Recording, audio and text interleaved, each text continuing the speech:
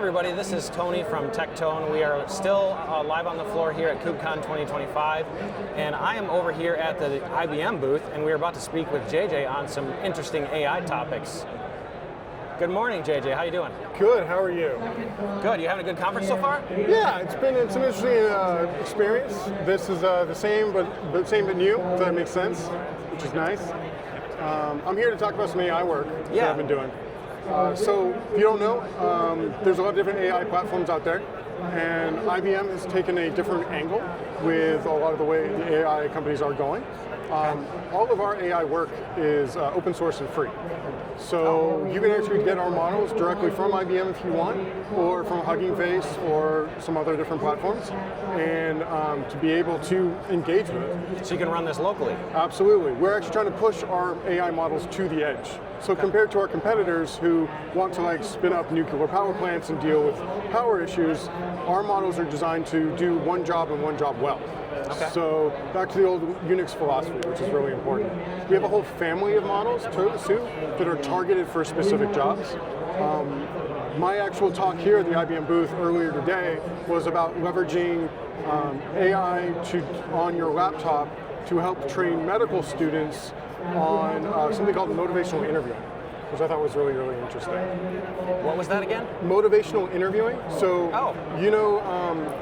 everyone loves their doctor, hint, wink, wink, but they're not always the most personable people.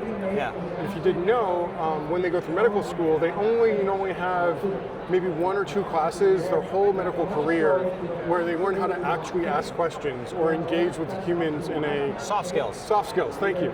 Well, I built a little open source project that leverages Granite, which is one of our foundational models, underneath the covers to act like a patient that has problems.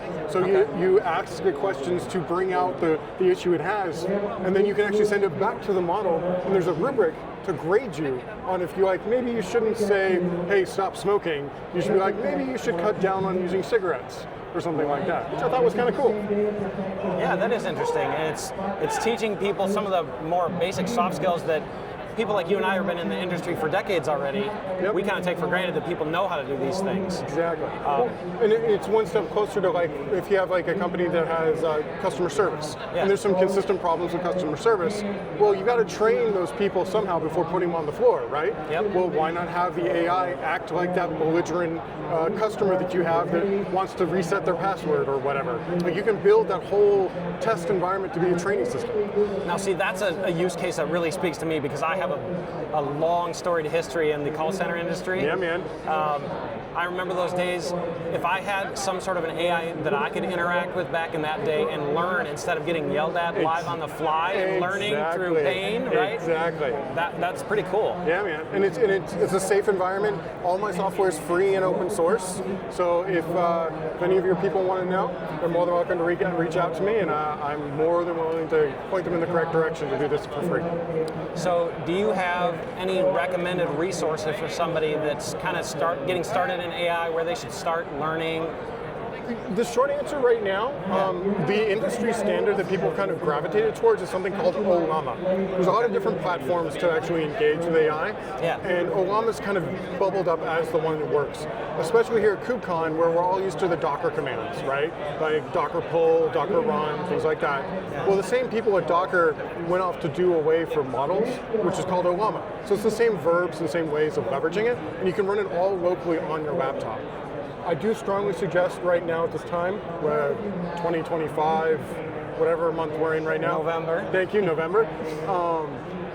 You probably need a Mac, an M processor machine, or something with a real GPU to be able to, otherwise you're going to have a very, very painful experience learning how to use AI. Okay, just because of the compute intensity and the compute intensity, that's correct. Though I will say our Granite model, or Granite Nano model, I actually have working on a Raspberry Pi that I can show and do all this that work that I was talking about. One of the cool parts about it is we have a really small micro model that can do exactly this. But if you're learning how to play with this stuff, I strongly suggest a Mac right now. Then when you realize what you can do with it, then start looking at the really small models and things like that.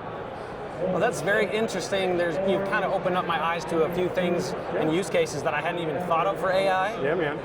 There's a lot of possibilities, so I appreciate your time. Now, pivoting away from that, sure. I always end these segments with a bizarre, off-the-wall kind of question. Yeah. Let's see, what should we do here? What's your favorite animal? So right now it's my dog. Okay. I love him to death. His name's Banjo. He is beautiful, but a complete and utter idiot. And he sits behind me all day, every day on a couch, and he sleeps all day. And when I get on calls, people actually ask me, is my dog alive? Because he doesn't move. And then I have to yell his name, and he pops his head up and puts it back down. And people are like, oh, yeah, JJ's dog isn't dead. Nice. Well, thanks for your time. I hope you have a great rest of your show here at KubeCon 2025. Thank you.